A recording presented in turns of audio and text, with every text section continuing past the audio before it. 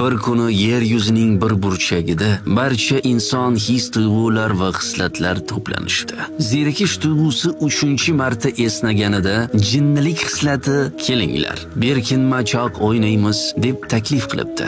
Birinchi bo'lib tanballik yashirinib oldi. Yo'l bo'yidagi eng yaqin tosh ortiga joylashib, ishonch osmonlarga ko'tarildi. Hasad soyada pana topdi. Qo'rquv daraxt ortiga yashirinib oldi. Yolg'on dengizning tubiga sho'ng'idi. Aslida esa yolg'on kamalakning ichiga yashirinib olgandi. Faqat mehr-muhabbat qayerga yashirinishni bilmasdi va u oxirida atirgullar to'plamini tanladi. Natijada jinnilik hammani topdi, faqat mehr-muhabbatni topa olmasdi.